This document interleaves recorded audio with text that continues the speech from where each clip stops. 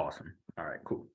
All right, Ash. So I'm gonna go ahead and starting with the first question. Actually, nobody submitted this because I'm sure they were phrasing as if they were talking to me.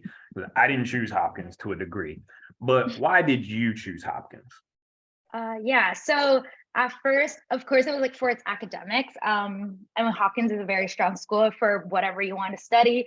Also for its research opportunities, it's very common for undergrads to be involved in research across a variety of disciplines. So that's definitely at first like what drew my attention to Hopkins.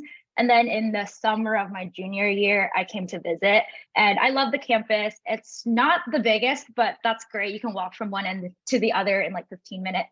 I also love that it was in a city. So you're not like secluded in the middle of nowhere, but also in a city that's not super overwhelming like New York or Chicago or anything. So there's definitely still a lot to explore. And of course, like it gave me the opportunity to run at the D3 level. I think you have a really good balance of still being able to pursue your academics and extracurriculars as well as having like time and space to run. So I think that's why I ended up choosing Hopkins. Okay, all right, cool. All right, let's see. So now I'm gonna go to the question that they actually submitted. So the most common one, I'm just phrasing it maybe in a different way. It's the most common question I've gotten in the 9 years that I've been here. How have you been able to balance the academic, athletic, and social life balance at Hopkins?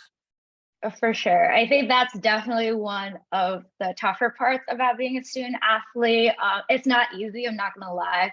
But I think being a student athlete has made me more disciplined for sure. My day is has a very clear schedule. It's very routine. But I still get my work done, and I know that I need to get certain things done before practice, or even Tuesdays are our tempo days. I don't leave work for Tuesday nights because I know that I'm going to want to go to bed right after practice. But you're definitely more disciplined, and that's ultimately going to help you in your academic life as well. In terms of your social life, I think you've become very close with everyone on the team, so that's definitely a part of your social life. But you'll always have your like weekends, and if you're able to schedule your time right, you will still find time to do everything that you want to do. Yeah. Awesome. Yeah. Oh no, I didn't mean to cut you off. You go right ahead. Oh no, yeah. And like, it's not easy. There are definitely sacrifices you have to make. Maybe I'm not in as many like extracurricular clubs as I'd like to be, but I think it's about prioritizing. And for me, track is a priority. So that's how I've chosen to allocate my time. That's awesome. So before I might have a couple follow-up questions before I jump into the other ones. Yes. Can you share with us what your day looked like yesterday? Yesterday Yesterday was an interesting day. It was design day. So design day is a day to celebrate all the design projects that the Whiting School of Engineering has done throughout the year. And so in the morning, I gave 2 presentations for 2 senior design projects I was doing. And then I got lunch. And then in between, I went to practice for like an hour and a half. And then I came back and there was a poster session. And so the entire gym was filled with posters of all the projects that people have been working on throughout the semester. And it was really cool to see not just people in my own major, but across all the engineering disciplines and like civil engineering, computer science, and all that. So got to hear some really cool work that my peers have been doing.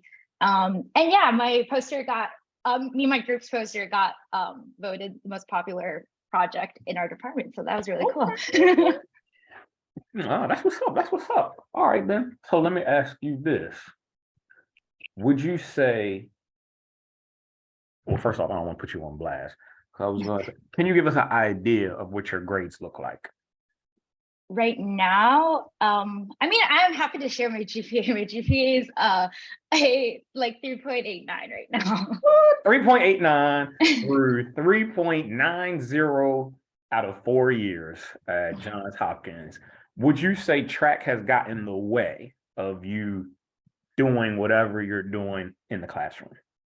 No, not at all. I think I think you will notice that student athletes find a lot of success academically on this campus. Like for my own major, at least, 4 groups were picked to be present, and I think like at least 2 out of the 4 groups had a student athlete in it. So like it definitely doesn't hold you back in terms of academics. It's really about how you choose to allocate your time, and like yes, it's going to be difficult, but there are a lot of like support systems around campus. So like really like knowing that, like admitting that you need help is okay too. So yeah, definitely track has not held me back at all. Awesome. So you actually touched on, I think it was the last question I had. I skipped, so I'm gonna come back. Give me 1 second. Who's that I got to mute? All right, they took care of themselves. Appreciate that. Let me see. Go back to that question sheet. What type of academic resources are available for student athletes that maybe you have taken a part in or you didn't? So you kind of mentioned that there's a bunch of resources available. What would you say are some that you have found beneficial, and maybe even some that you didn't necessarily take advantage of, but you just know are available? Right. These aren't necessarily student athlete specific. So a big one is a pilot. It's like outside of your class and like sections, they'll have students, like older students who've taken the class, go through practice problems with you like once a week. It's very like a lot of freshmen take part in it. They offer it for most of your like intro classes like orgo, calc, physics, and those are super helpful. The questions you go through are pretty reflective of what's on the exam, so that's definitely a big one. I like took part in both my like freshman and sophomore years. Another one would be office hours. That's a big one. Like TAs and professors they're required to have office hours. I still remember when I was a freshman, I was really nervous to go. I think, and maybe coming in, I saw professors as like, they're obviously doing really cool work. They're at the top of their fields, and it was really intimidating going to talk to them. But you'll realize that, they're human too, and they're here to help you. So definitely take advantage of those.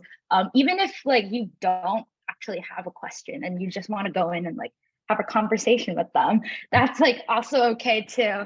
I think a lot of my peers have found research opportunities through just like talking with their professors and just like showing up to listen to what other students were asking during office hours. So that's a big one. A little more student athlete specific. We do have a life design person just for student athletes, Jess. The life design lab is what Hopkins calls its career center. So she hosts like resume workshops and like alumni networking. And she actually helped me a lot through like working through looking through my resume and everything last year, and like helped me find an internship. So she also posts a lot of internships for like student athletes to look at too. So that's probably one that's a little more student athlete specific. Other ones, for non-student, like for everyone, there's like the writing center. You can get your essays or like projects looked at by people who can help, and study consultants. They help you like schedule your, not necessarily looking at like your academic work, but how you like, if you're having trouble with time management, they can like help with that. And that's like all student run. So it'll be like your peers helping you, which is definitely less intimidating. Yeah. That is really good. Give me 1 second. The 2 resources I was copying and pasting, a couple things that you mentioned, not for y'all to check out now, but I'm gonna drop 2 links in the chat that'll just be here. She mentioned life design, and then in general, like she mentioned, pilot sessions, office hours, which would be specific to professors. And I'm gonna drop 2 URLs in the chat right now. Don't check them out now, but just copy and paste it, put it somewhere, so that you're actually listening to what's being said. But you can go through that. As she mentioned, the Life Design Lab is pretty much Hopkins' version of a career center. I would say it just offers way more than your typical career center that a lot of your standard colleges and universities are providing. So definitely go through it. Is a ton of great resources there. And then academic support, that's just the general website that kind of excuse me, that kind of goes through some of the academic resources that are available to you. So kind of check it on your own time. And then give me 1 second. There's another person trying to get in here. So let me just copy and paste this real quick.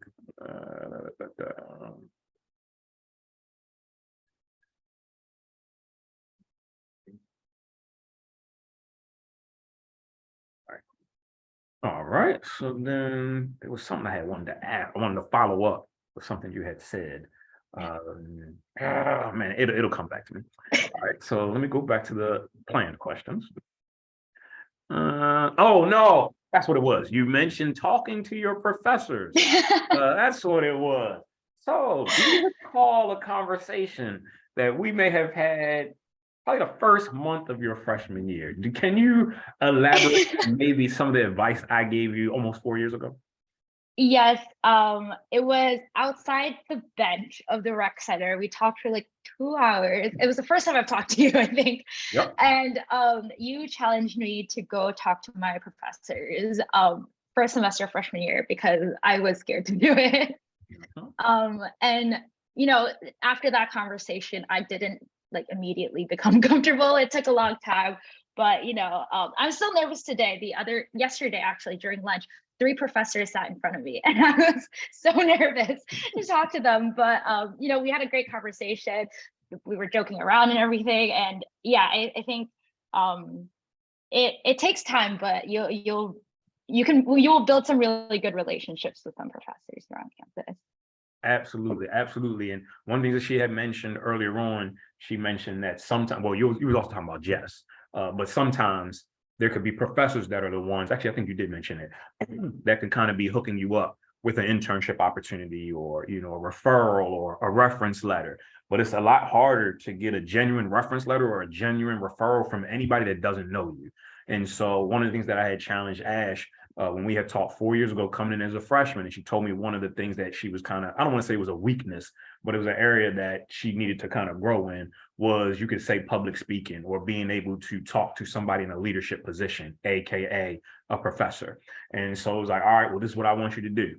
I happened to overhear, I don't know, it was 3 weeks ago, Ash talking about being a little bit nervous for presenting. So I volunteered her, hey, guess what? You're going to help me with this just to continue to aid. Now, that's something that I'm just using Ash because she's here, but that's something that I look to do with when I'm aware. And if my student athletes allow me to, I'm going to push you outside of your comfort zone for something that's beyond your stay here at Hopkins. It's going to be for skills that you're going to need, and you'll thank me later. Once you're out of here and track is in your rear view mirror, you're not thinking about how fast or slow you're running around a circle or in a straight line. That will be ill and of no avoid. You won't care. But the skills that you actually learn as being a part of a team, being coached, et cetera, is going to apply to your regular life. So just wanted to holler at that. All right, back to the plan questions. Number two most popular, how would you describe the team culture? Definitely very supportive. It's a big team, like the entire track team, there's like 120 people, both guys and girls. So it can be difficult to get to know everyone, but there's definitely opportunities for that. We do this thing called meet buddies, where at every meet, you're put in a group of like 3 to 4 people, and it's your like job for the day to cheer them on and like know what event they're running in and like how they did during the day, and like get to bond in that way. But you'll definitely be very close with like your event group. So very close with the sprinters, see them nearly every day, especially in season. And yeah, definitely very supportive. Every lap you run at practice, someone will be saying like, go Hop, go Ashley. And yeah, I think one of the strongest memories I've had this year was at Ocean Breeze. I ran a PR in the 200. And I had teammates who were racing in Boston that weekend. And after the race, I got a text from them that said like, oh my gosh, congratulations. Like you did such a good job. But like, I'm not the fastest runner on the team by any means. And that the time I ran was, they could run that like easily at practice, but they still knew that I PR'd and they were still congratulating me. So like that meant a lot to me. And I think that speaks to what kind of team we are. That is awesome. And yes, obviously she's a part of the women's team. But the same is she's talking about both men and the women's. I'm sorry, the men and the women's team. So just kind of keep that in mind.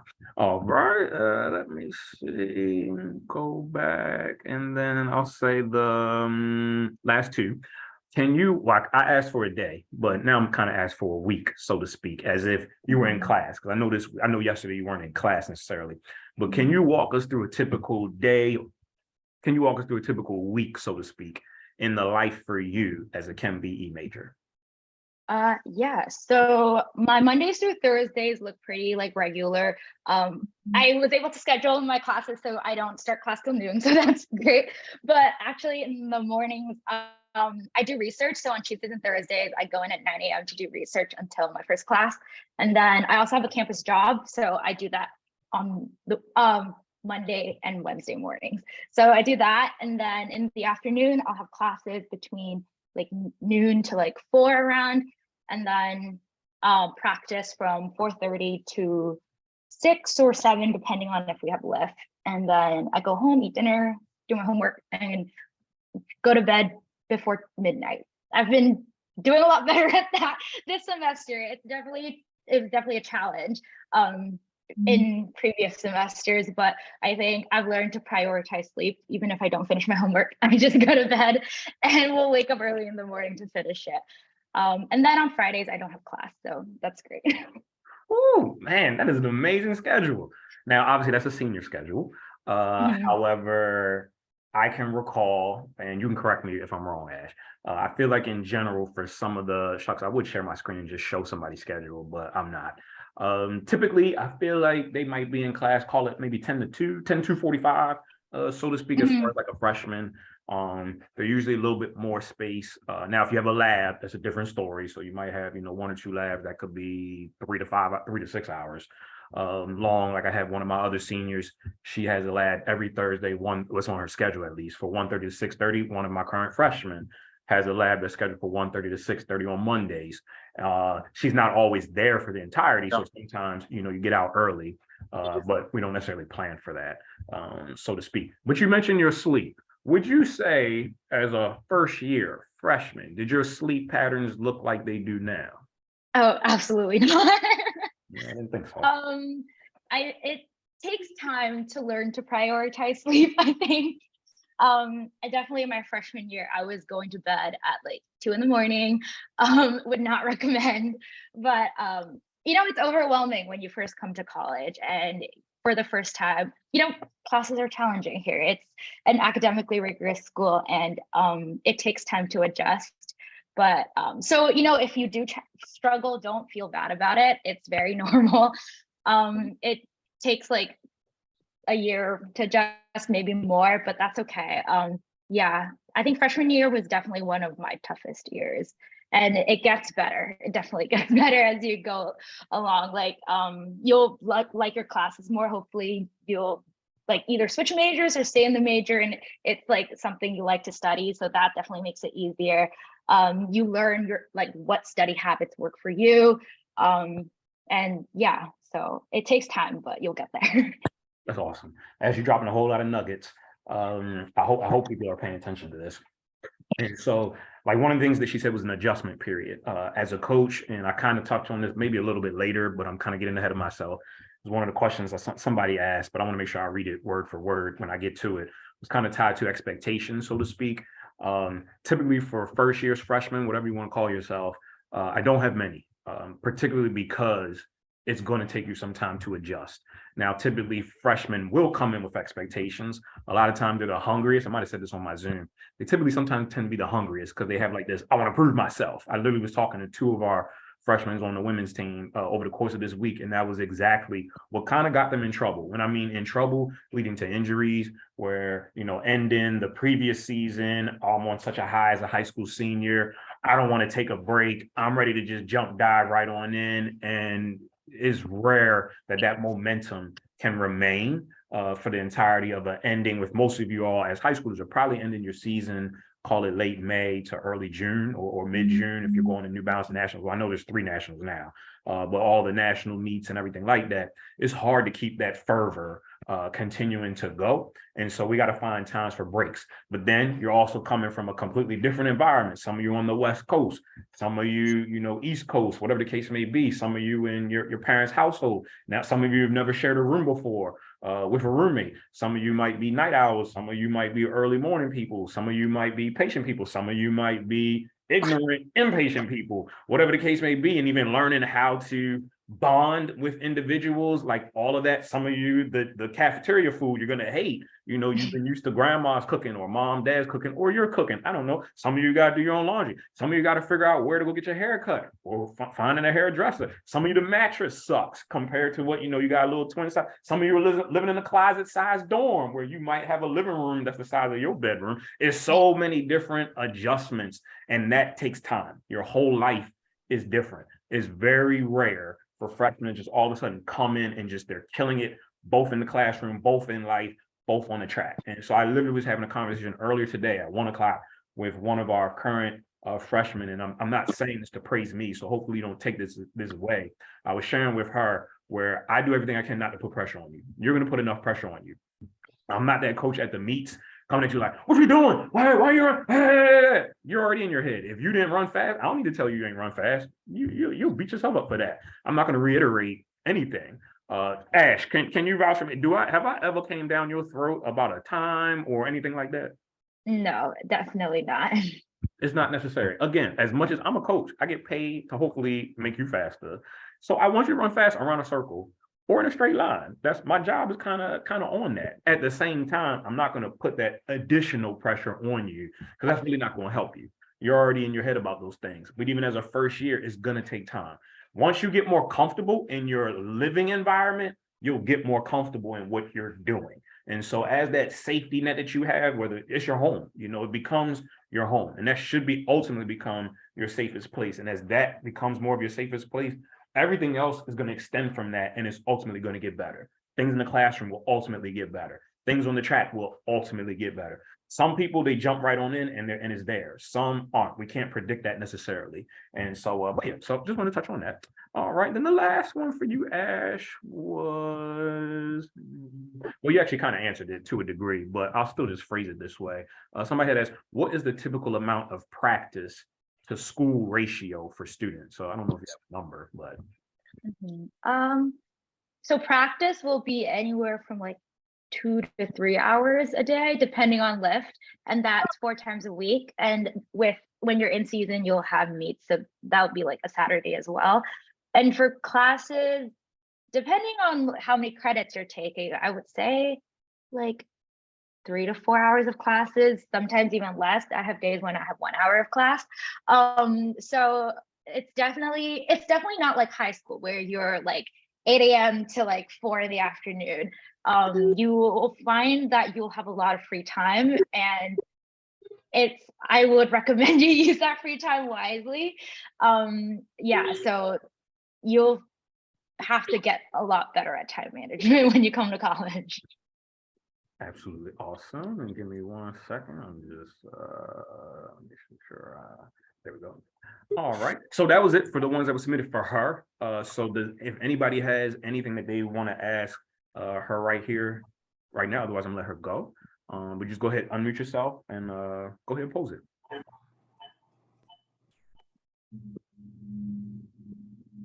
Going once. Going twice.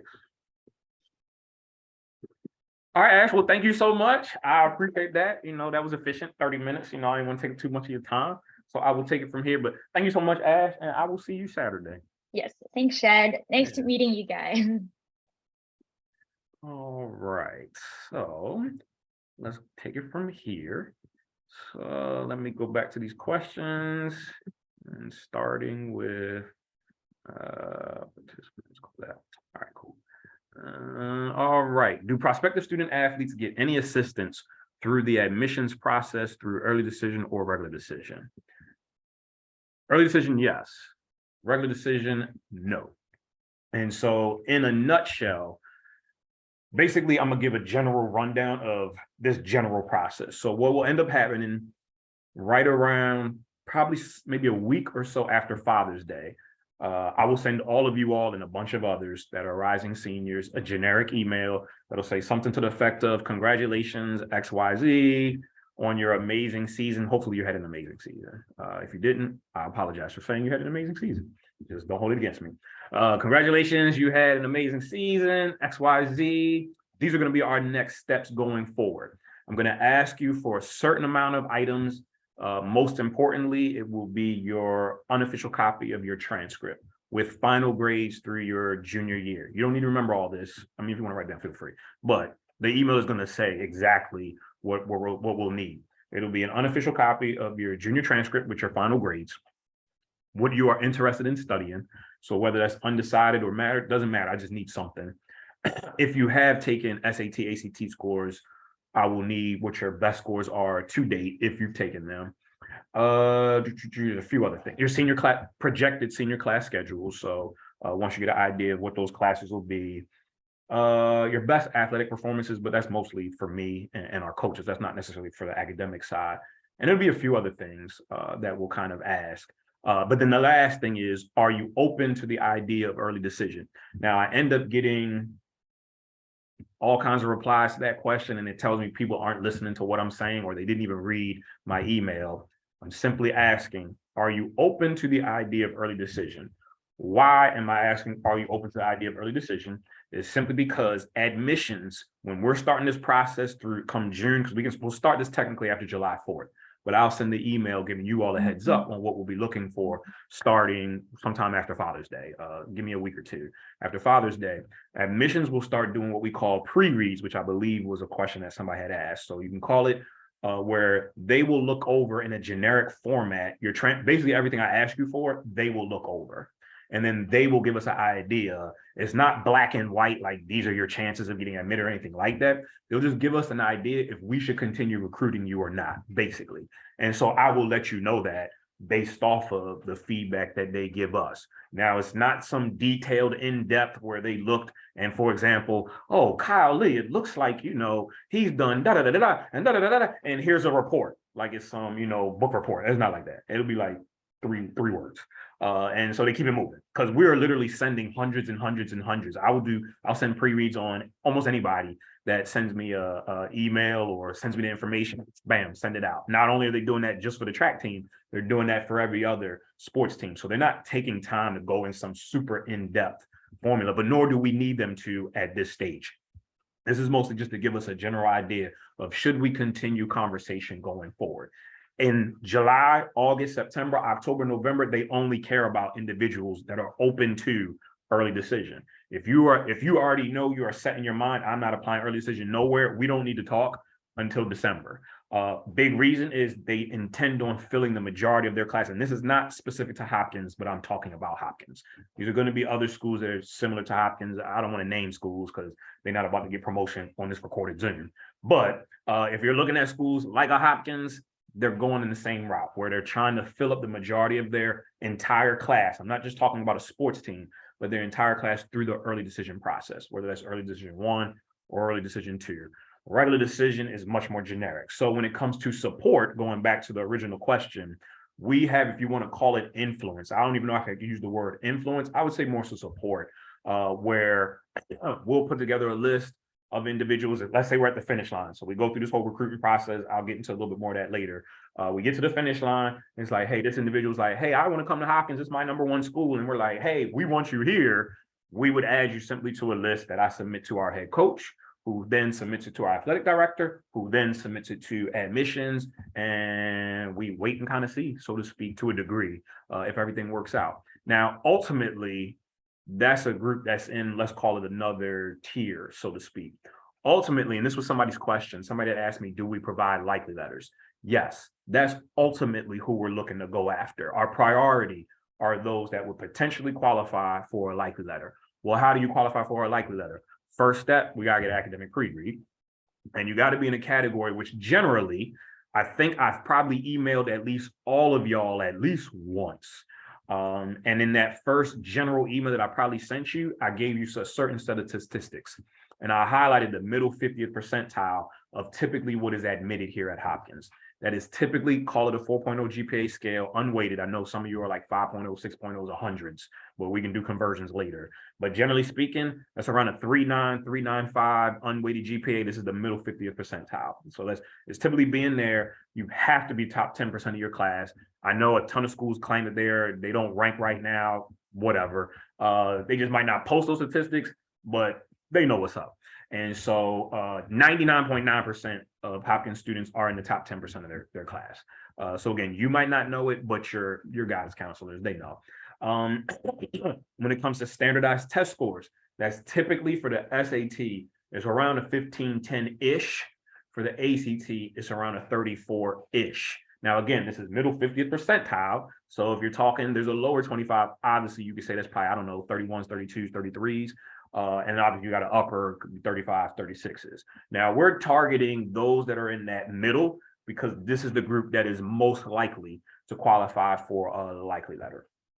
Also, in order to qualify for a likely letter, up until this point, now what I'm about to say right now could change for you all. I'm saying this up until May 3rd, 2023, and all the other classes that have come before. In order for us to get a likely letter, they had to have a standardized test score. So the test optionals, we weren't really getting likely letters for. Does that mean test optional was not getting admitted? Absolutely not. There have been people that get admitted as a test optional. We just don't know that you're going to get admitted. So because you're not going to qualify for a likely letter as of May 3rd, 2023. Now, you all in the class of 2024, that very much so could change.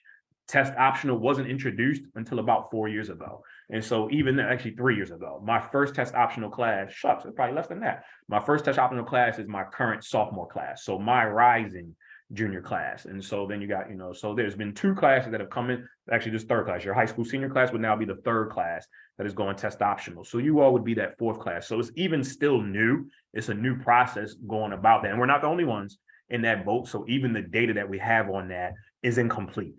So very much so next year, we could get people that can qualify for likely letters without, having a standardized test score. But I do want to let you know, as of now, as what has been the case up to this point, we've always had to have individuals that are basically around a 34 ACT and around that 1510-ish SAT.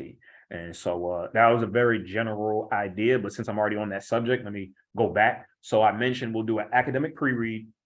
Hopefully in that, whenever you get that information, you just simply send it to me. Basically, you'll upload it to the prospective student athlete questionnaire. So almost all of you should have filled out that prospective student athlete questionnaire. If you didn't, kick me an email, I'll send you the link. And so what you would end up doing is just over time, you just simply log back in and upload your information. Like we get notifications when individuals, like I saw a few of you all that are on this call, like updated your profile like 2 days ago with some information, whether it was a PR, whether it was a new test score, whatever the case may be. We're aware of that. I see every single notification and I go and look, et cetera, et cetera, et cetera. So you don't necessarily need to email me like, hey, coach, here's my transcript. Hey, coach, here's my senior schedule. You just put it in there. That's it. All you got to do is just put it in there. All you got to do is just send me email. You can let me know, hey, everything's in there. Bam. I'll go check it, submit the pre-read. Hopefully within like 2 weeks, we get some information. I'll let you know. So let's say you're on top of things, your guidance counselor is on top of things. We're able to get this process started sometime after July 4th-ish. Hopefully by the middle of July, I can give you some feedback. Assuming everything is good, what I would probably end up doing, the next step based off of what I've done in previous years, is right around, I think it was around, call it August 15th-ish to August 25th. Kind of how I just had Ashley on here. I will do another Zoom where it's just maybe 6 or so student athletes. I'm not on there because there are always questions that people want to ask that the coach isn't around. And so I just give you all that opportunity to kind of just connect with them as student athletes. And so I'll probably set up another Zoom right around that mid-August to late August timeframe. From there, we will then begin to narrow things down based off of the pre-read results that got in. Somebody had asked in regards to visits, but I'll talk more about that later. Official visits, that is a very small group of individuals. So an official visit is simply where you get opportunity to basically stay overnight. If we were kind of distinguishing, you get to stay overnight, you can stay in the dorms, or you can stay at the hotel on your own cost across the street. It's a good one in a colonnade, or you just stay in the dorms, get a feel for life as what it could be like, at least for one day. So it's a small sample size, what it could be like as a student athlete at Hopkins. The biggest highlight for us of what we really want you to get experience for is going to class. So I typically will schedule as a part of your itinerary, usually like 2 classes. For that day, we usually go Sunday, Mondays. So where the individual arrives on a Sunday, you're gone by Monday night. So you come in that Sunday, hang out with the team, all those types of things, do whatever it is that they typically do. I ask that they not do anything extraordinary. I want you to get a real feel of what life is like. So they don't need to take you to the Ravens game. They're not really doing that on a Sunday, So, or hey, let's go down to DC. They're not really doing that on a Sunday. So I want you to get a feel for what that life is really like. And then Monday, you probably, get up early, go to breakfast, probably go to a 10 a.m. class, probably go to a 12 p.m. class. We'll typically have maybe like 2 things that are specific to you all, like how I mentioned life design. We usually have had Jess Harley come and talk to the team. Talk to the recruits, which usually is like that's kind of like been our icing on the cake when they really hear Jess explain really what's offered to them. We've also had at times Ari Miller, who's our sports psychologist. He's specific to our athletic department. So he's housed in the athletic center. And he's an amazing resource for you all. He's probably overbooked. Everybody takes advantage of him. So he'll usually talk.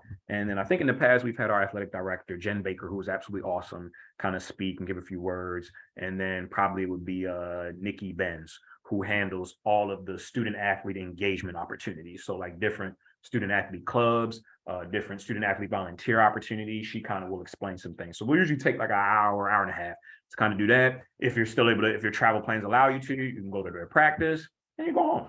And so we just try to, cram that. Now that is a very small group. If I'm using based off of last year, once we got from this group, like right here, I probably had around 60 on this call this time last year. Then on the call with the current student athletes, it was around, this number was around like 30.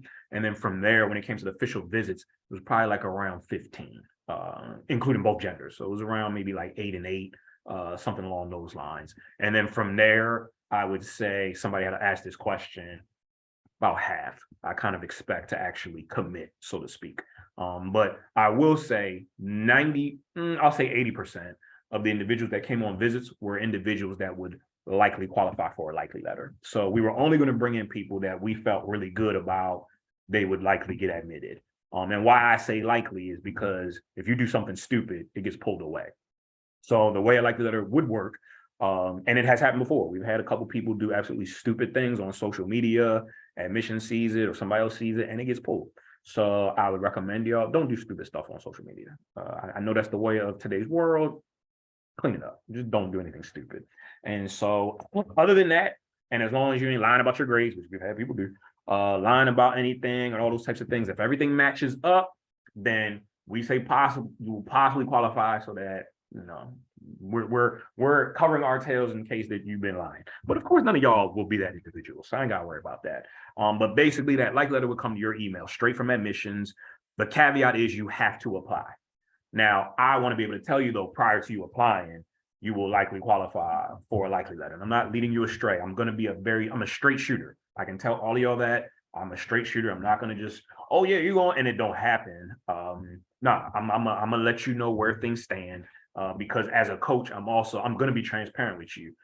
This is not just to get you here. This is to keep you here, number one. And then for our relationship to grow as time goes on.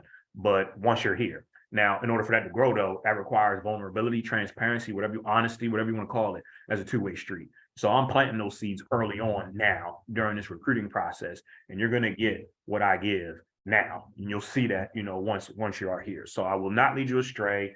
Not going to lie to you. I will let you know, hey, if things are looking really, really slim, or hey, looking like, XYZ. But hopefully I'm giving you an idea of that really in July or whenever you're able to get, all the information. Some people, their school counselors are closed, offices are closed until like August. That's fine. We're just trying to, get that information. That was a lot that I said there. Hopefully that makes sense. I won't spend that much time on every question, I promise. All right. Then what is the difference in acceptance rate? Let me actually go back to that one. Regular decision. We have no influence whatsoever. We do not submit any lists. On the women's side, I have now gotten 2 regular decision recruits in the last 5 years. One came this year. I was shocked she got in. And then I got one last year. We have absolutely nothing to do with that process. It's all early decision. So on my women's sprint roster, it's about 90% are early decision, call it whatever, 10%, I guess, would be regular decision. Men's is a little bit more of a gap. So it'd probably be like 65 to 70% will probably be early decision. As of now, 30% would be regular decision. But I can tell you for the class of you all are the class of 2024. For the class of 2023, 5 guys are coming in. All of them were ED1 or ED2. I've got 0 through regular decision. On the women's side, I've only got 3, which is my lowest number in quite some time. 2 were EDs, and then 1 was regular decision. So I'll touch on that a little bit later because that was one of the questions. All right, so then what is the difference in acceptance rates for ED1 versus ED2? I believe that should be on the admissions website. It's probably not updated for 2023 cycle, but typically, don't quote this as Bible, but I want to say it's around 3,000 or so apply early decision. They'll accept around 600-ish, like 685 or 585, something like that. So it's usually around, I want to say like a 25 to 30% for ED1, ED2 acceptance rate. For ED2, it's a much smaller pool that applies. So it might be, it's usually less than 1,000 that actually apply ED2, which is a new concept. This is only the 3rd year. You all will be the 4th year that ED2 actually takes place. But I've always gotten individuals through ED2.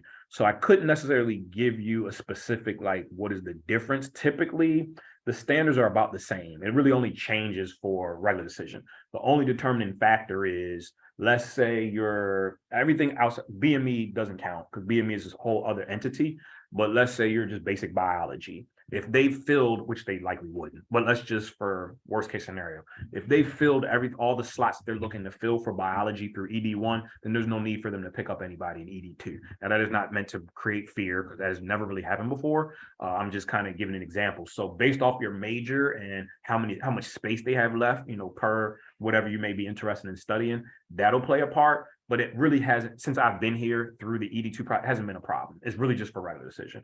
So ED1, ED2, I've had individuals usually use ED2 when it comes to financial aid. That has typically been the #1 caveat where maybe some financial aid issues haven't gotten squared away. So they're a little bit more leery about going ED1. They want to wait till they get a little bit more clarity. And then once they get a little bit more clarity, they go ED2. Or like what happened this year, I had 2 individuals who got waitlisted or denied from their #1 school through the ED1 process for their other school. And then they wanted to, hey, can I still have a spot, on my team? And because I still had space and I really liked them, I was like, yeah. So they came through ED2 and got admitted. So it's typically something along those lines. Hey, maybe Hopkins isn't their #1, maybe it's their #2, or most of the time it's been like a financial aid situation or something like that. So hopefully I answered that question. Good enough. Do you offer likely letters? Yes. So I kind of already went to that. How important are standardized test scores? They are important. They're probably getting less important as time goes on, but I would say they're still important, especially if you also are looking for a likely letter. So I guess a little bit more of a guarantee of your admission status is going to be determined. And we get more concrete information. Actually, I'm going to go back to talking to y'all, seeing the screen. We get more concrete information with test scores. Now, with that said, let's say you've got a 27 ACT or a 1200 SAT or whatever the case may be. I do not submit it on the pre-read. It would do you no good. So we just kind of already know, like, okay, if we did submit this, that wouldn't look well, but you could decide not to, submit that. And so what'll end up happening is you'll just be put in another category where it's going to be a little bit incomplete. We would not qualify for a likely letter, but you could get admitted. The chances are slim, but you could get admitted, and I would not be able to give you that likely letter guarantee. So that's really where test scores kind of come into play. We do not have specific statistics. I'm sure they exist, but we're not aware of how many individuals get accepted with test scores versus who don't. I could hypothesize, but I won't since I'm recording this. But I will definitely say most get in with test scores versus without test scores. But that very much so could continue to change. I'm sure, like I said, more non-test scores are getting admitted as time goes on. So, all right, and then move to the next one. Do you have to be accepted into the school first through the admissions process before making the team, or do you offer walk-on spots? No. So this whole process is part of you getting admitted into the school. Now you apply just like anybody else. You fill an application. You get no special treatment being a student athlete as far as the actual admissions process, other than through early decision. We would supply a list to admissions saying we want these individuals. Outside of that, nothing else is bonus or special. You don't sign up for classes early. Once you're here, there's no special spot in a cafeteria for you. You don't get special food. You don't get a special dorm. You're just like everybody else. So just FYI, not that that was asked, but hopefully that helps somebody. We don't really offer walk-on spots at this point. I might as well touch on this now. At this point, we're really desperate for young ladies. Guys, it's a little bit harder. Our men's roster is probably the biggest it's ever been right now. So as you heard Ash mention, we're usually around 120. We're not right this year. I feel like we're around maybe 110, and we prefer to be closer to 120. We typically are carrying around 70 ladies and 50 guys. I think right now that number is probably barely 60 on the women's side, and probably like around 50 plus guys. And that can't be. We need more young ladies. And so with the recruiting classes that we have coming in, like I've probably had, and I'm not exaggerating, I have 5 guys that are coming in just as sprinters alone that came in through the early decision process. They were probably at least, including grad students and those that have gotten admitted, that are in the class of 2023. There's probably been 8 guys that I've had to turn away. A handful of them, which I wish I could actually keep, but we just don't have that roster space for this year's. Now, you all's group, which was somebody's question, on a typical year, I'm looking for 4 guys, 5 ladies, typically, when I'm talking solely sprints. So when I say solely sprints, talking 100 to 400. We'll usually reserve a couple spots for like somebody that might, let's say, be a pure jumper, per se. That includes hurdles as well. Throwers shouldn't be on this call. I don't think I said anything to throwers. What am I missing? This doesn't include vaulters, but we usually have a spot or 2 for like a vaulter each year. So I'm specifically talking about sprints. So that's for the fellas. For the ladies, about 5 typically, but I can carry more. And so I usually will, if I feel like you can contribute to our team. I'll touch on that in a little bit because that was somebody's question. So women is a little bit, because we're in a little bit more of a need. So we're definitely looking to get guys in general, call it 4, but if admissions through the early decision, process, hey, they take you on, this is where you want to be. And it seems like you can definitely help our team. We'll deal with the consequences, not consequences, but we'll deal with the results later. I would never be talking to you and let you know like, hey, looks, things are looking like you're going to get admitted. And then I'm like, oh, I don't have a spot for you. And you're kind of stuck. You would know all these things early on. That's something that our head coach there's a precedent that he's instilled. So I would let you know from the jump. Like I had a young lady that decided to go ED2 this year in the class of 2023. This is where she wanted to be. I did not guarantee her spot on this team, even though I have the space. I wanted to see her performances through the entirety of her senior year before I'm like, okay, hey, even though I have the space, I'll give you the spot. I've done that with grad students on the men's side. Actually, I had a young lady that emailed me this morning who is a current freshman, a rising sophomore, wanting to join the team. I'm like, well, hey, how about you join the summer track team this summer? Send me your performances. We can talk in August. See how things work out. So there are opportunities, but we're not out, like we don't do a tryout. We're not looking for walk-on tryouts or anything like that. We typically are going to fill up 95% of our class through the recruiting process. What is the recruiting process? If you're on this call, you're getting recruited. You're talking to a coach, that's a recruiting. So a walk-on is really somebody that never had any communication with whatsoever. They got admitted entirely on their own, and they probably reached out to us in May or June after they decided to enroll at Hopkins, or even September, something like that. And it's like, oh, hey, we might have the space. Let's see what we can do. But usually that's rare that we're doing that. So I kind of probably answered 3 questions in one there. All right, let's see. What is the main component it takes to get on the Hopkins recruiting radar? Communication. That's really the biggest thing. Obviously, filling out our prospective student athlete questionnaire, running fast. So I might as well jump to one of the questions somebody kind of asked. I believe they asked, like, what are the general marks? Typically, if you're on this call, you're probably already in the range for the most part. I do think I sent the Zoom links to a few of you all that probably weren't necessarily in the range that I look for. But generally speaking, I'll start with the ladies. Typically, I'm saying usually like a break 13. So I'm usually like around 12, sub 12, FAT, not hand times, or relay splits. Those don't count. 4x4 is a little different, but 4x2s, 4x1s, no. But typically 12-8, sub 12-8-ish FAT, like 26-7, in the 200-ish FAT, 400, usually like 61, break 61, something along those lines. I don't know if any of y'all are 800 runners, but typically like around 222, 223-ish. Hurdles,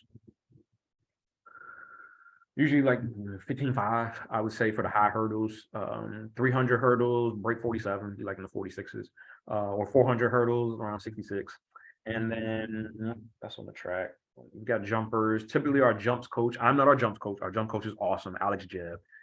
He handles all of that, as well as the high hurlers. But typically a little bit above 17 in the long jump, Triple jump, basically double it. I want to say usually like closer to 36. I want to say in the triple 35, 36s. High jump, consistently above 5 feet.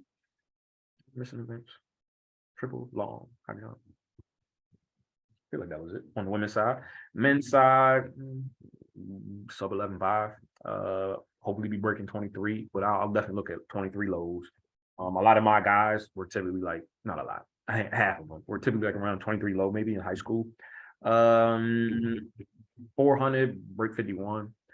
800 usually like sub 158. And in the hurdles, 110 hurdles, typically I look for your height. I typically pay attention more to height than your performances, but hopefully you're in the 15 lows because the hurdles go up for the guys in the high hurdles. So, and one thing I cannot stand is watching guys just destroy hurdles in the 110s. It is just an annoyance. But that's that. 300 hurdles, so usually like 39, so sub 40.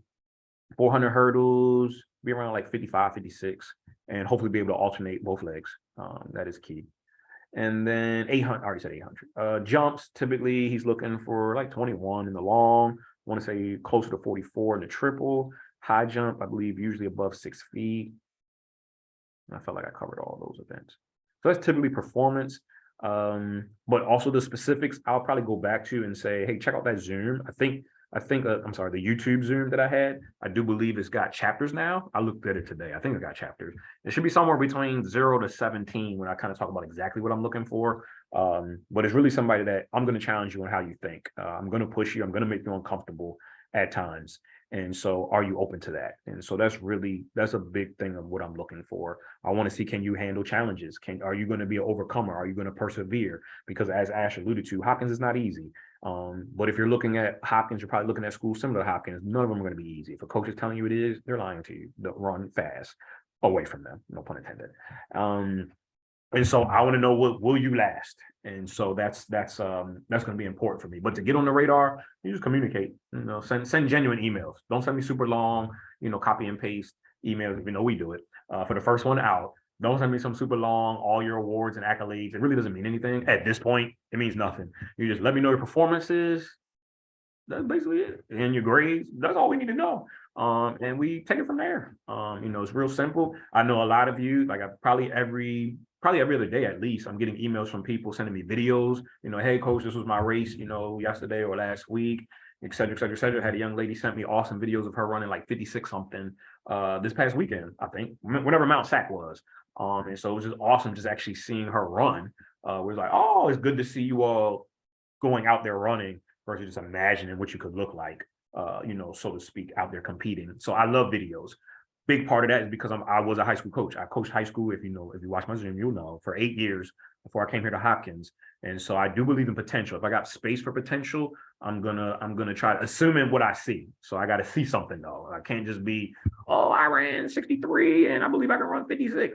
I got to see something first. But one of the young ladies on my team, who is having some challenges this year, I took her on the verge of potential, but it wasn't because she told me she had potential. I saw some videos and I was like, I really think we could do something. It might just take some time, but I stand by that. Now, that was also because we had space. That is not the boat that we're in with the fellas, but that is the boat that we're kind of in with the ladies. So just FYI. All right, that was one question. How soon should I apply? Well, I think the earliest that you can apply, I want to say is August, if I'm not mistaken. But really doesn't really matter. I mean, it's really up to you when it comes to the early decision. I think ED1 deadline is usually around like November 1st, November 2nd. So I will typically, those individuals that have come for official visits and they're like, hey, Hopkins is like, let's say within their top 2 or something along those lines. We're usually looking to have an idea, usually like by October 15th-ish. So usually about 2 weeks before the deadline. Not that you had to apply by then, but it's like, hey, have you made a decision? Then if it was ED2 deadline is the same as regular decision, which is like January 1st or 2nd. Something like that. So the sooner the better isn't necessarily like it's not like a rolling admissions, type of process where you got to get it in earlier, because I know there's state schools typically do that. It's as long as you get it in, we're good. But nobody's out here trying to rush you to a decision. I want each and every individual, even if it's not Hopkins. Most people, it's not going to be Hopkins. You want to be thorough through your process. And so part of my responsibility is helping you with that thoroughness, so to speak, and just trying to give you as much information as I can. All right. Already talked about the times. If I haven't ran the times that you mentioned and my season has ended, is there any way to continue to get official times or just show I can reach certain marks? Yeah, absolutely. Prior to, I'd say the first year of COVID, I got a lot of people that would send me videos of time trials. Our second best 400 runner this year as a freshman, Leanne Saucy, when I was recruiting her, she had no marks. And so she was just giving me a lot of hearsay. That's my girl though. She was giving me a lot of hearsay. And so I challenged her. This is 2023. So this was September 2021. When I met her, she had no marks from her junior year, but she was telling me what she thought she could run. So I was like, all right, get a video. At the time she was doing cross country, even though she was a 400 runner, I was like, send me a video of one of your workouts. And I simply asked her to do something similar to one of our current cross country practices. So they had did something crazy on the track. It was very long. And then we had two of our 800 girls. They had to run like 2 by like 400. Coach Van Allen had them do like 2 by 400, almost all out in the midst of fatigue. And I think they might have ran like a 65, 66 in the midst of this crazy fatigue after a very long workout. So I was like, all right, if you could do that, I'm gonna take you. And she sent me a video of it. I mean, she was out there struggling. And her mom, go baby, go. You know, she's recording her. It was a football team on the infield. The fact that she did it and she ran probably like 67, 68. After all of that, I was like, I think we got something. And I definitely struggled with her. She's already ran 57 something for me this year. And then it worked out. Now, she didn't have no official marks. I don't even know if she still does. But once I saw that, that kind of did that. So for whoever's in that boat, that would be you. Somebody just sent in the chat, how often do you like recruits to email updates? Oh, you can as often as possible. Call it, let's say, once a week. Now, I would say probably like once a week-ish, so to speak, because I feel like most of you all are getting meets. Probably, I know you have some dual meets where you might have an invitational once or maybe every other weekend. So like once every week or every other week is fine. I track everything. I write down everything. I look at every video that anybody sends me, no matter what. So like I said, probably 2 or 3 people email me today with videos. I watched them. Some I'll comment. Don't take it personal if I don't. So it's not a bad thing. I'll be usually, if you send me a video, I'll be like, hey, I'm about to check it out, and then I go watch it. I may hit you back like, oh snap, okay, I see you. Or I might not say anything. That's not a bad thing. I promise. Don't take it that way. So just the fact that you send me a video, that really helps. And so yeah, but good question. All right, and go back to this list. Almost done this list, and then I'll just open it up to you all. What does training look like? That's a good question. What does training look like? Long sprinter, short sprinter, and then I wrote for myself strength training and cross training. So Ash kind of mentioned in general our practice schedule, and I think I kind of touched on it a little bit more in that Zoom.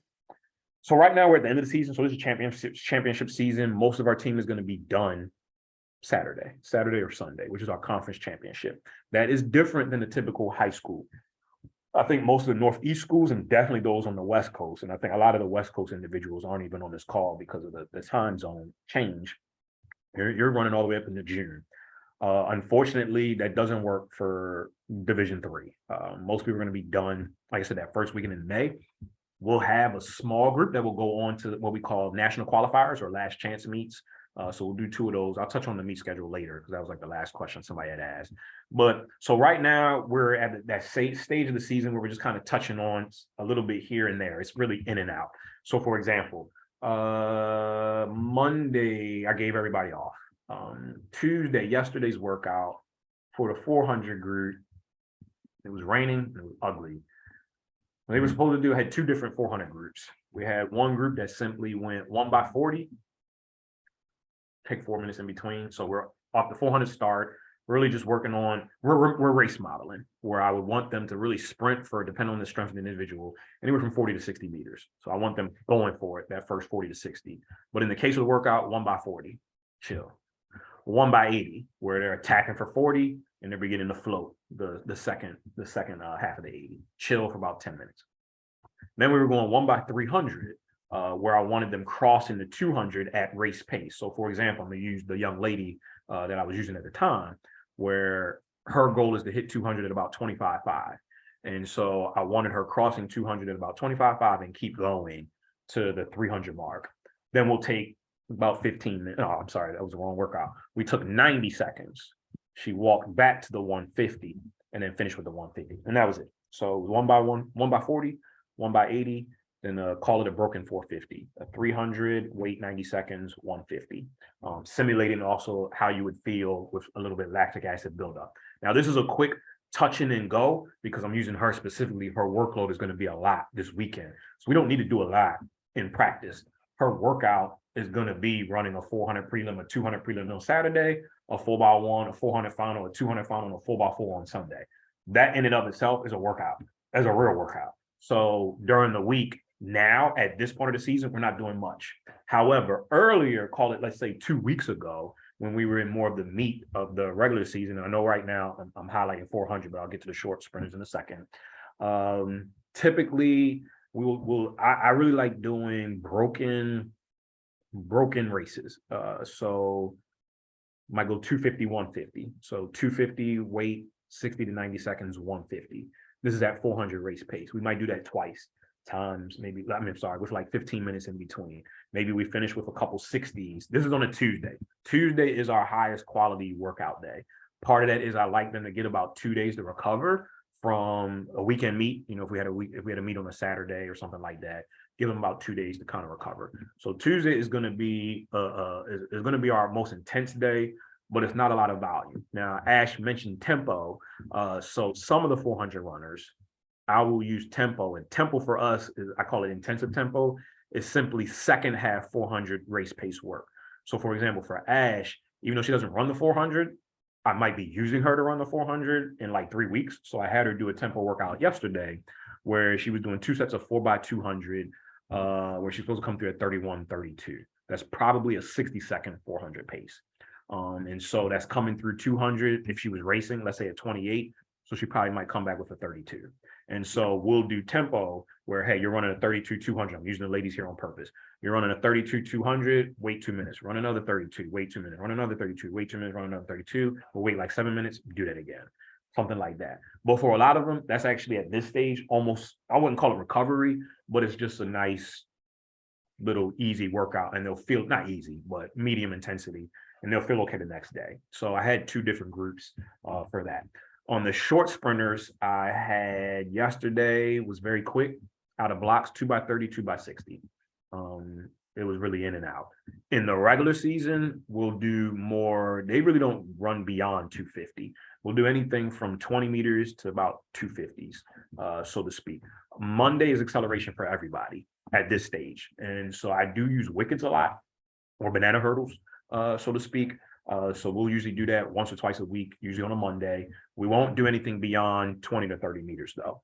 So it's just focus on acceleration. We might use sleds, we might use weighted vests, but it's not sleds like you might think. It's not acceleration sleds. It's more what we call top speed sleds. So they're very small and they're designed to provide more resistance once you're fully upright and you're sprinting, and putting all your force down vertically, so to speak, versus at a horizontal angle. So we don't really do too much with heavy sleds. So that'll be like Mondays. Tuesdays, they also lift. So we'll hit it with the intensive, sprint or whatever. Then they'll also go in the weight room. Our strength coach, Omari, is absolutely, unequivocally the best. Certainly, I believe that in Division III, the kids absolutely love him. Don't know if I touched about it much in the Zoom, but basically what would end up happening, you'll have an app, and all your workouts are programmed in an app that you can just kind of pull up, and everything is customized to you based off of your max lifts that were determined early in the year. And it's really, really good. And I honestly believe for both genders, but especially the women, that our strength training has been really the difference because it's much more organized. This was his 2nd year, and it's only going to get better and better as time goes on and the student athletes continue to adjust to that. So that's Tuesday. Wednesday, basically everybody's off for the most part. Right now during the spring semester, the short sprinters will cross train. The long sprinter girls will get on the Alter G. If you don't know what that is, Google it. That's another one of our secret weapons, ALTER-G. So all the 400 girls will get on there, usually for a 30-minute segment. And that's where we'll do a lot of our aerobic work. But for them, it's an easy day. So like right now, they simply do, I want to say 3x600s. Right now, 3x600 at 140 pace, which is fast, but it's at 70% body weight. So it's really a walk in the park for them on the Alter G. The Alter G just allows you to run at a lower body weight, basically. And so we'll do that on Wednesdays. They'll loosen up. Some will take advantage of yoga classes, but Wednesday is like their day, so to speak. Thursday, generally speaking, is typically going back to an acceleration day. So it models more of a typical Monday. And Friday, if there was no meet, will model more of a typical Tuesday, which is not as much value. So it'll look more like a meet. So maybe like 1 by 300. If it's a long sprinter, 1 by 150, or if it's a short sprinter, 3 by 150, or maybe 2 by 150, or 3 by 80, or something like that. It just really depends on what the theme is, and then they rest Saturday, Sunday. I don't really have anybody. Some people go for a long run on Sunday if that was their background, like in high school. Long run being anywhere from like 2 to 6 miles, depending on the individual. And that's usually on the women's side. They tend to like to just go run, which I have no problem with. And so yeah. So our week is typically 4 days a week. Hopefully that was extensive enough. Oh, I'm sorry. Jeez, I forgot. In season, they lift on Tuesdays and Thursdays. So regular season, they lift Tuesdays and Thursdays. At this point of the year, right now, we're just lifting Tuesdays, though, because of the championships. In the fall, they lift 3 days a week. So Wednesday isn't necessarily off. It's more like 4.5 days in the fall, whereas Monday, Wednesday, Friday are their lifts. And then their sprint days reflect more of a Monday, Friday versus a Tuesday, like an every day, how it does in the spring semester, so to speak, so that it's more in line with whatever the themes are in the weight room in the fall. In the fall, emphasis is more on strength training. In the spring, when I say spring, I mean January through May, is more emphasis on the track training, so to speak. So hopefully that was helpful.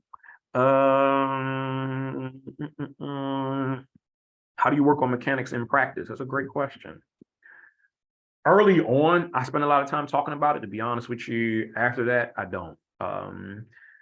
They end up coaching each other. So I try to teach. I'll do Zooms with them where I get everybody on. I've got a recorded one that I send out. It's probably 2 hours long, where I go over a bunch of things. Because my responsibilities here are beyond just being the sprint coach. So like even today, I'm helping the pole vaulters. I don't know pole vault, but I'm just helping them deal with situations. And so I'm always around. And so I'm always kind of doing a bunch of different things. So I'll teach what I need to teach early in the year. I might highlight individuals here and there. Or if I'm seeing something that is a commonality, I'll address that. So for example, one of the biggest things that I focus on the most, and I got this from Coach Tom Tellez. I had an awesome opportunity back in 2019. If you don't know who he is, Google him. He's a legend of track and field. An awesome opportunity to spend the whole day with him one-on-one. And I had asked him, hey, if there's anything that I'm drilling with my student athletes, what should it be? And he was like, their arm carriage. So I'm always talking to them about punch and arrow back, short lever up front. If you look at any amazing elite sprinter, it's a wider angle on the backstroke. It's a much shorter lever in the front stroke. So I'm always drilling that with all my student athletes. Part of that is because I know at Hopkins, and if you're considering Hopkins, I can probably judgingly say this about you, you're an overthinker. And because my student athletes overthink so many things, I have to simple it down to just like one thing. This is all we're thinking of. And then once we master this, then we can concern ourselves with something else. So what the foot looks like when it's striking the ground, staying tall and upright. But one of the things I also do on their practice schedule, I don't know if I can, let me see, if I can share my screen real quick, I'm gonna show this to y'all really, really quick. Let me see, let me get it up real quick, and then I'm gonna just show you. Actually, I don't even have to, yeah, yes I can. Let me see. Practice schedule. So what I do that I'm not repeating myself over and over again, I really believe in imagery. Practice schedule, practice week. All right, cool. So hopefully you'll be able to see this. Let me see. All right, share my screen. Can y'all see this? Awesome, thank you. So at the end of the bottom of every practice sheet, this is what they see. I've been having these photos. I stole these photos from somebody else. But I've had these photos on here for the last 4 years. So every week of practice, this is at the bottom. And these are gonna be the things that I'm almost always saying. I'm not gonna say all the time, but if there's gonna be anything I'm saying, it's gonna match what they see here. Now, obviously, this is minimal, so you can't necessarily see all the words, but this is ideally, that's Carl Lewis, if you don't know who he is. Look him up too. And then these were some athletes, I think, from the University of Oklahoma, which is where I stole these photos from. Carl, I just Googled. But talking about staying tall, talking about, let's say if I'm going, to the legs, where it's like, hey, I want their pretty much the knee kind of being parallel with the hip or pretty close to it.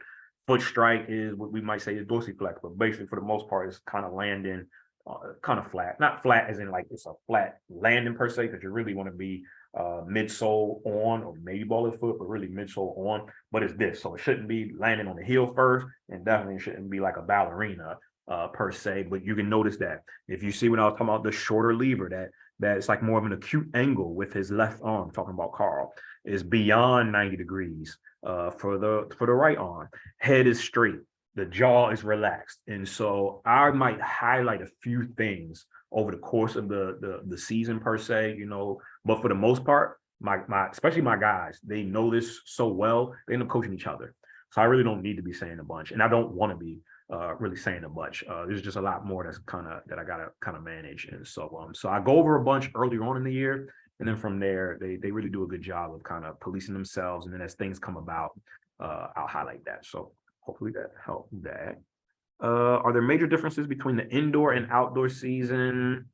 The clock, number one. Number two, I don't know how many of you all have ran indoor track, but most indoor tracks are flat. So because of that, you can't run as fast as you would because the curves are tighter. Whereas an outdoor track, I don't know the angle degrees, but obviously an outdoor track is way wider for those 100 meters. Typically, a lot of curves that we're running on, the curve might be 35, maybe 40 meters. So it's very tight.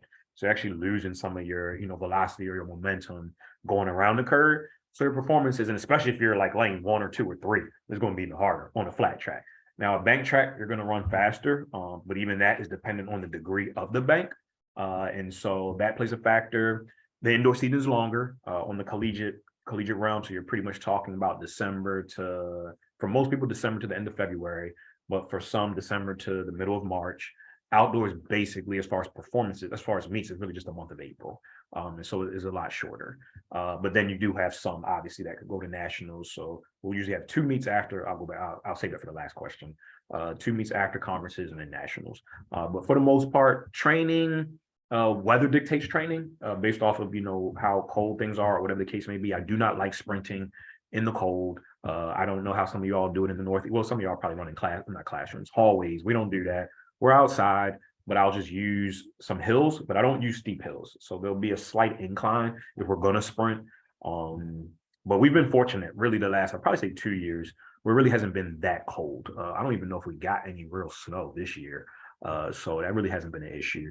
But when it has done that, I'm a really big believer. I'm a huge cyclist. I probably can't see my stuff because this lighting is bad, but that's my baby. Her name is Optimus Prime. In the background, I'm a huge cyclist, so we will use our cycling studio in our rec center, and I will get, usually for the month of January, I'll do a lot of workouts on the cycling studio bikes, and they do improve. It works. I actually took that from a former Georgia Mason University coach, who's now down at University of South Florida doing this thing. But took that from him, and so if it's really too cold outside, we'll do that. And then for the ladies, most part, Alter G, that kind of takes care of things. So, did somebody say something else in the chat? Oh, no, that was different. All right, let me go back. Almost done. I think 5 questions left. What is the meet schedule like? What are some of the teams you compete against? I'm actually combine that with the next one. How is the competition, and what are some of the best times in your division? So the meet schedule in general, if I remember, our first meet this year was at Ocean Breeze Indoor. We basically just go to New York for the most part. We just go to New York. So our first meet is typically the first weekend in December. Go to Ocean Breeze, which is a bank track in Staten Island, New York. That was December. Then come January, our next meet was like January 14th. That was at the Armory. That was, let me backtrack. The first meet in Ocean Breeze, I don't remember who the host was, but it's a mixture of Division I, Division II, and Division III schools. January 14th was at the Armory. That was the TCNJ Invitational. It was basically Ivy Leagues and some of the more elite D3 schools. So like Columbia, Penn, like schools like that. That was at the Armory. There's a small meet though, which is good. Then the next week was January 20th, back at Ocean Breeze. I think that was, don't quote me, I think that was the Great Dane Invitational maybe. So that was hosted by a Division I school. The next week was George Mason. That's a Division I school in Virginia. It's about a little more than an hour from here. That was January 28th-ish. That was a flat track. So that's the only flat track we really ran on this year outside of conferences. Then February 2nd or 3rd, whatever that Friday was, that's a Division III only meet back at the Armory. But we really like that meet. Then our last regular season meet is a split squad meet where we'll send our best athletes to Boston University. And so we flew up. This year was our smallest group. We only flew up around 30, 35 kids. So I sent, I think, 6 girls and maybe 2 guys up there. Usually I send like 5 guys and like 5 girls. They'll run up there and they usually kill it. And then everybody else went back to Ocean Breeze. And so that was around Valentine's or February 10th-ish. Take the week off. Conferences was that last weekend in February. That was at Franklin and Marshall. That was going to be the tightest curves that we would run on, so to speak, but I like to keep it that way. So our conference is always going to be on a flat track. So the marks aren't going to be for sprinters. For distance, it really doesn't matter as much, but for the sprints, it's a bit of a challenge, but it is what it is. The kids, not kids, the athletes know that. So nobody's getting in their head about looking at the clock. It's more about how are we contributing to helping us win, for conferences and stuff like that, because everybody's in the same boat. That's conferences. Then that's basically it for most people. But then we took around, maybe call it 15, up to Tufts University to run a last chance meet to qualify for Division III nationals. And then you have nationals, which is anywhere. This year it was in Alabama. And so I believe we brought 5 sprinters on the women's side and 1 sprinter on the men's side who was on the DMR. Our men's DMR ended up taking 2nd, which was amazing. Goal is just get in the boat, just get into the dance. I think we were probably ranked going in 11 out of the 12 teams that made it. And we finished missing gold by, I think, 0.03 seconds. So that was really cool. And then on the women's side, I had a young lady take silver in the 400 at nationals. And then our 4x4 just missed qualifying for nationals. I'm sorry, missed qualifying for the finals, rather, by like 0.3 seconds, I think it was, something like that. So hopefully we can make that happen this outdoor. That was indoor. Then outdoor started. We did a split squad meet where we sent mostly distance runners to William and Mary. We will send most people. We would send the full squad if we could, but we were trying to manage some class conflicts. So that was a Friday, Saturday meet. Boston was also a Friday, Saturday meet. So there were class conflicts involved. But we sent split squad to William and Mary. Everybody else went to top. William and Mary's a Division I school in Virginia. That was our furthest drive. That was probably like 4 hours. Then everybody else went to Towson, which is a Division I school, like 12 minutes from our campus. And so I went to Towson. Actually graduated from Towson too. Then from there, next meet went to George Mason. So that was 3 weeks ago. We were down at George Mason again. Then after that, we went to Bucknell. So that was 2 weeks ago, or 2.5 weeks ago. Went to Bucknell, another Division I school in PA. Then our home meet, that was April 22nd. Then Penn Relays this past weekend. Then we also took a group to Shippensburg, which is Division II school. They're like one of the best Division II schools out there, men and women. And then this weekend is conferences. And so then after this weekend, our conference is at your Sinus, which is about 2+ hours from here outside of Philly. Then most people will be done. We'll do 3 different last chance meets. I'll take probably our women's 4x4 and the young lady in the 400 to run at the ECAC IC4A Division I championship meet, which will be down at George Mason, but we're allowed to compete there, so we'll do that. We'll take a few other people to the Widener National Qualifier, which is a Division III meet outside of Philly.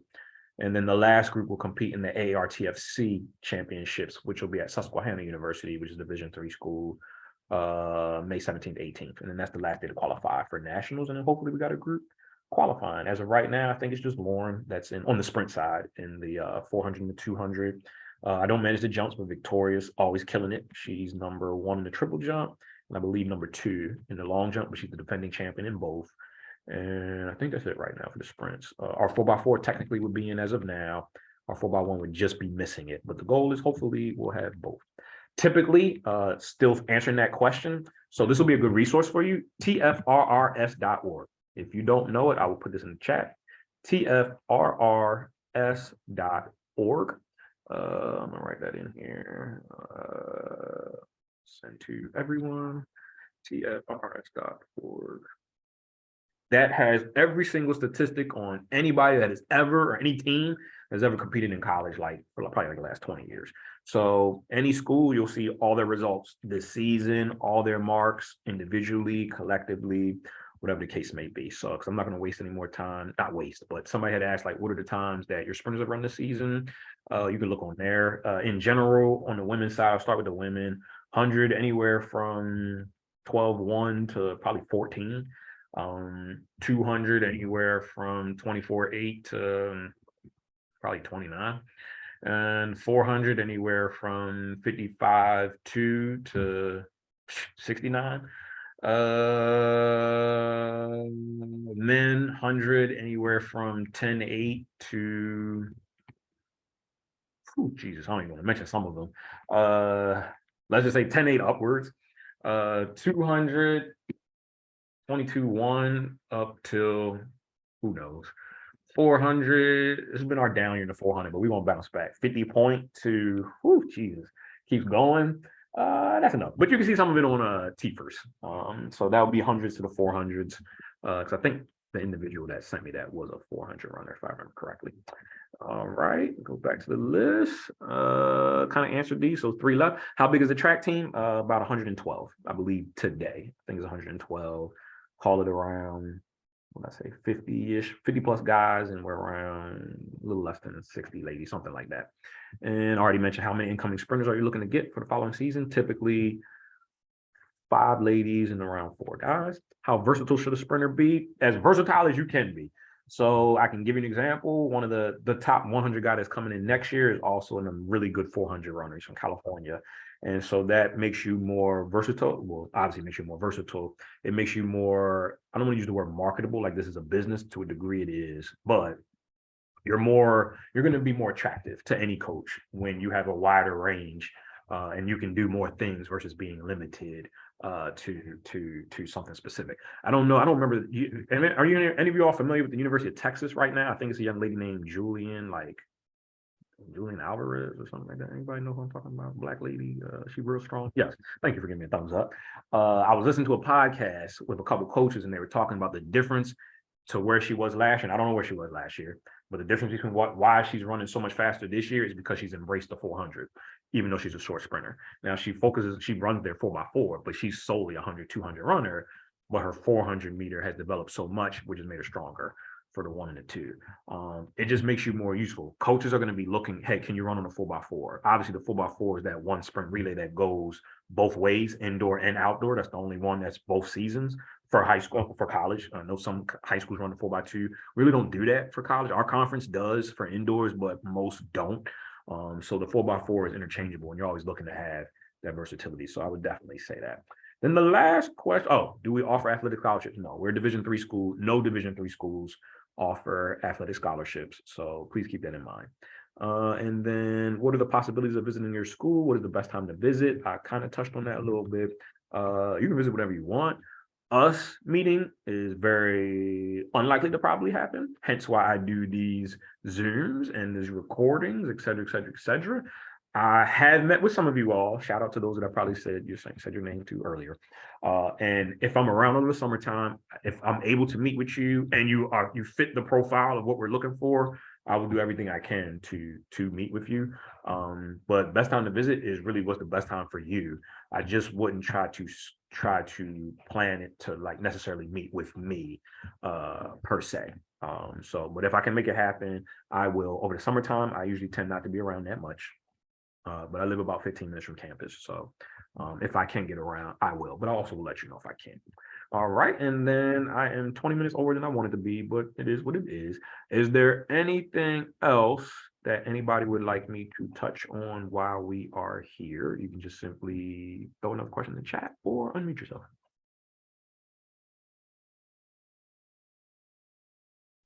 I have a question. Yeah. So you talked about being versatile. Like once you're recruited and you're on the team, do you look for athletes to run like a bunch of different events, or like if they specialize in one, like you would rather them just focus on that? Great question. While they're here, for the most part, they are just focusing on what they're in. So why I say the most part, this year I've had to, how do I say your name properly? Adelaide?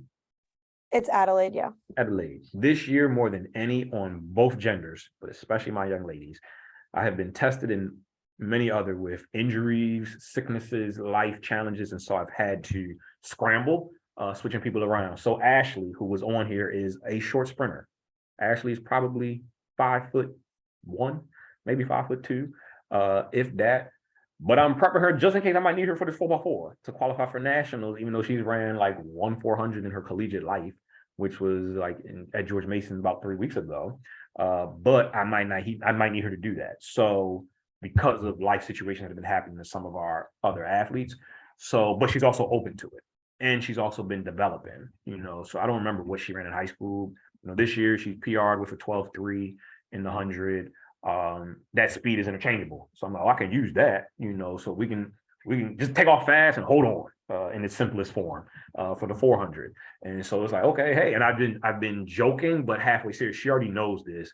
Like, hey, might be using you at nationals, so just little things like that. But for the most part, they'll kind of stay in that zone. But I do desire everybody's going to run a 400. I can guarantee you that. So like, there's no way out of that. Mira was probably the only Mira and Claire, my 2 freshman girls this year. I did not have them on a 400, but that's because of life. Mira has been dealing with some lower limb issues, and Claire had a freak accident with her ankle. So I've been protecting them. But next year, they're definitely running. On the guys, everybody has probably ran a 400. It ain't been good, so you might see some of those in those TFers, so don't hold it against us. But we also have fun with it. Like, it's very rare on the men's side that the guys are like beating themselves up about performances. The ladies, they definitely do beat themselves up. So I had to do much more comforting, whereas the guys, it's like, whew, that was bad. Oh well, we just kind of keep it moving. Ladies like, I don't know, I don't want to do this no more. Oh, Jesus. So I got to be much more careful with that. So, but hopefully that answers your question. That's a good question. What else we got? Anybody else got anything? Oh, can we use 4x4? Oh, I'm sorry, you sent that directly to me. Can we use 4x4 splits? I do take those into account. So typically in my my Excel file, if somebody told me like, hey, this was my 4x4 split, I just write that in my notes. I'll just typically put like whatever the time was split.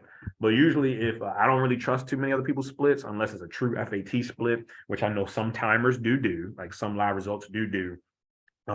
However, you send me a video, that takes care of everything.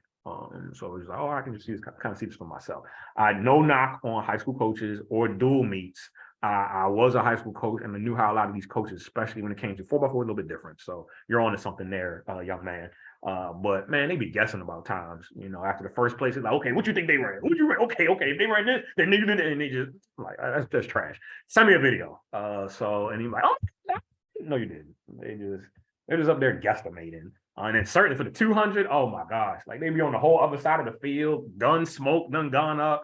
Man, they'll have you at 22.2 when you ran 23.5. So it's like, nah, just go ahead and send me the video. Let me see how you look. We go from there. But yes, 4x4 splits. Typically like a state meet, I feel like they usually will have FAT splits, or you just send the video. We're good. So I actually had like 2 young ladies recently. I'm just using this because of an example. Created YouTube channels real quick, posted the videos up. Bam. I'm like, oh, that's what's up. Thank you so much. So just for validation, and that's not necessarily just for me.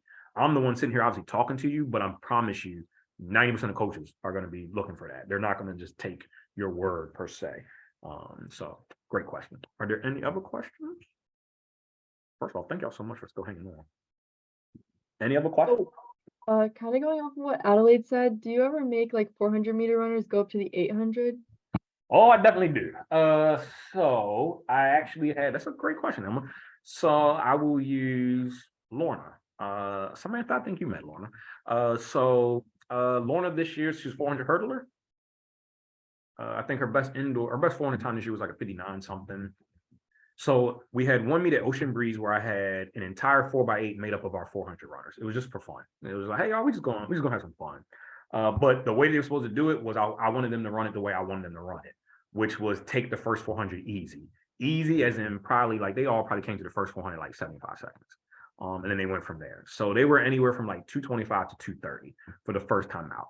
Now, Emma, I know without a shadow of a doubt, if I actually have them all compete in the 800, like for real, all of them will break 220 without a problem. And that's just off of their 400 training, guaranteed. But a big part of that is what they do on the Alter G on those Wednesdays.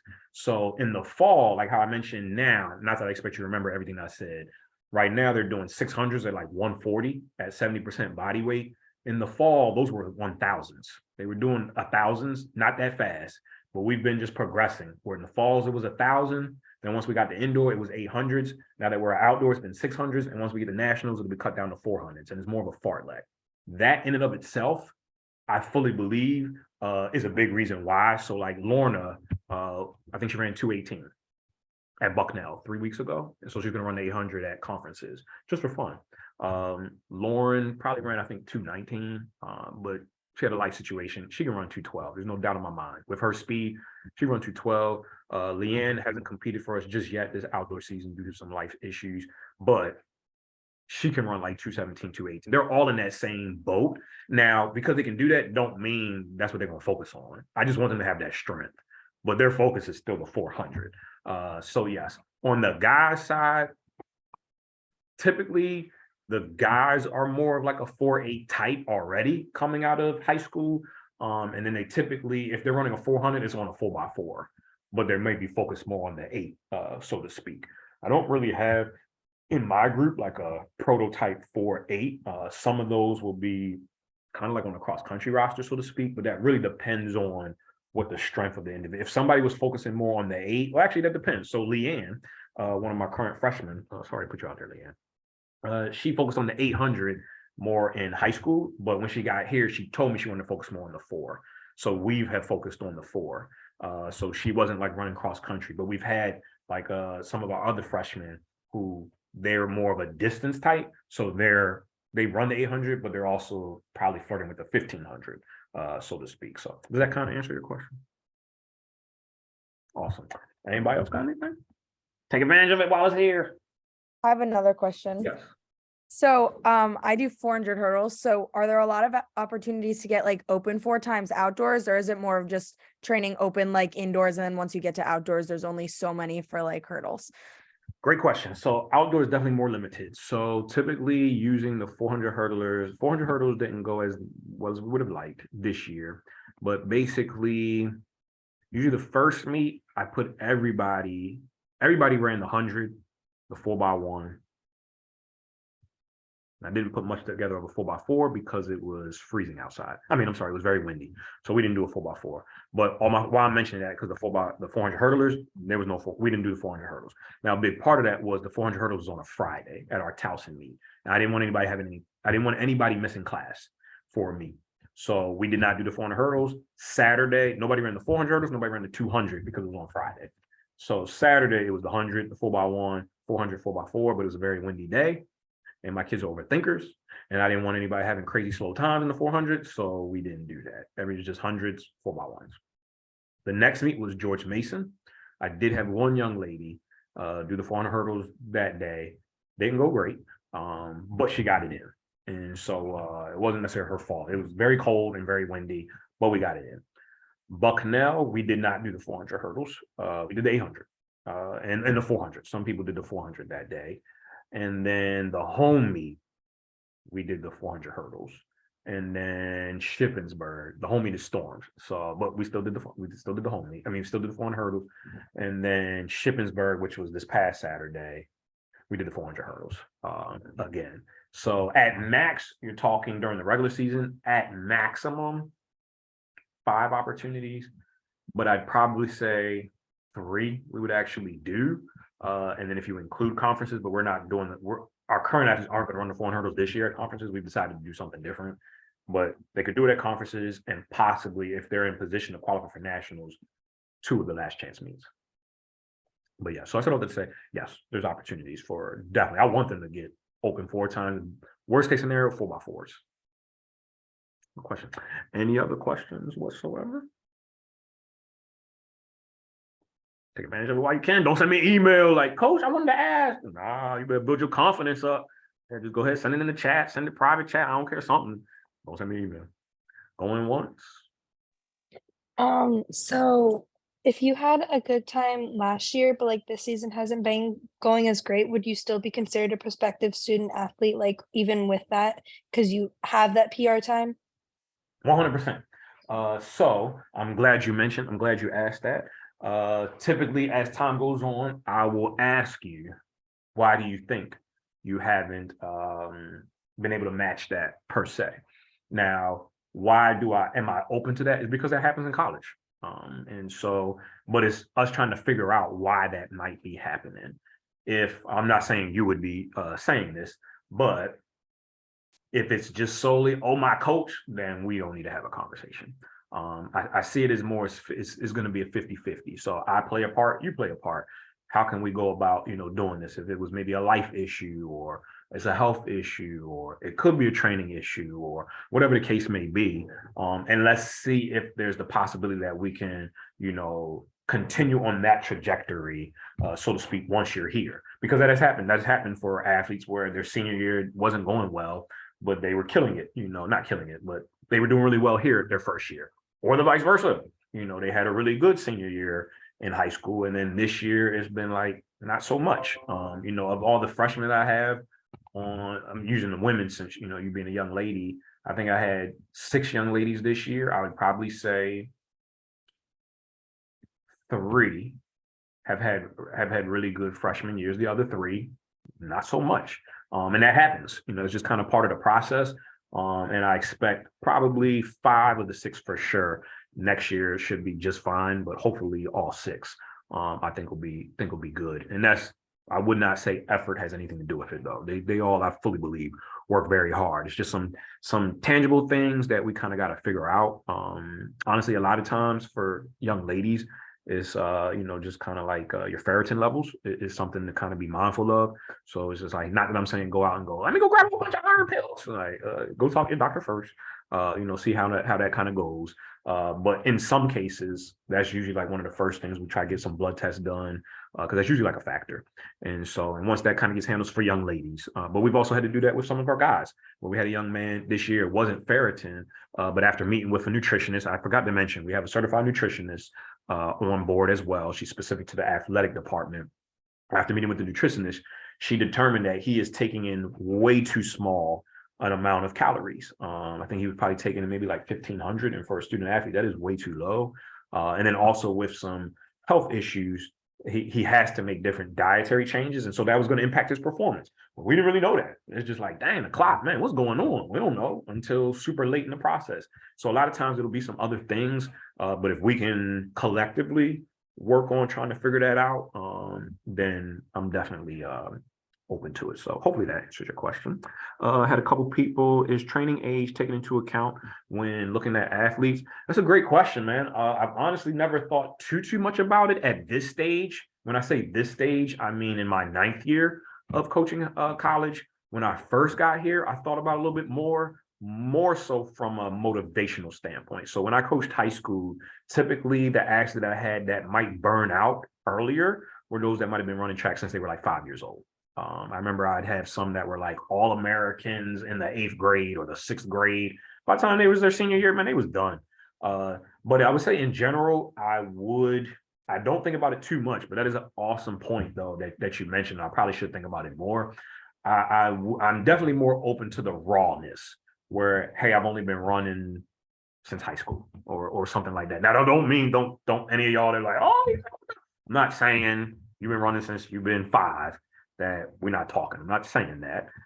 That was just something that I thought of when I first started coaching in college, because those were those that walked away when I was coaching in high school. So I always had an eye out for those that might have been running AAU, USATF all their lives. Their parents forced them into it. So it was kind of an unhealthy relationship with track and field. And I felt like it would just bottom out once they got to college. But yes, so to answer your question, I haven't, but I probably should. To what extent do you have sway over the admissions process? I'm gonna send you this back because I kind of talked a whole lot. You might have logged in late, but this is being recorded, so I'll probably just kind of tell you, just for the sake of time, go back and kind of watch the beginning. But for the most part, we have much more influence in early decision. We have 0 through regular decision. But good question though. Any other questions?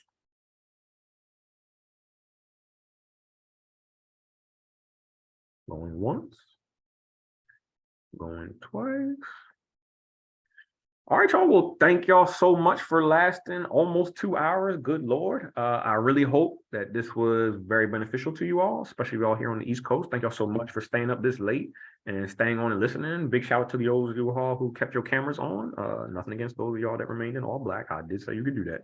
But thank y'all so much. And if there's anything else I can do, just reach out to me. Like I said, for the most part, you really won't hear from me too much more until sometime after Father's Day, where I'll, send out that email that I mentioned, and kind of get the ball rolling. But if there's anything else from there, just kick me an email, and we'll take it from there. All right. All right, y'all. Y'all all have a good night, and I look forward to remaining in touch. Thank you. All Have a right. good night. Thank you. You too. You Thank too. you. Thank you. Thank No you. problem. No problem. Thank you. No problem at all. Thank you. No problem. No problem.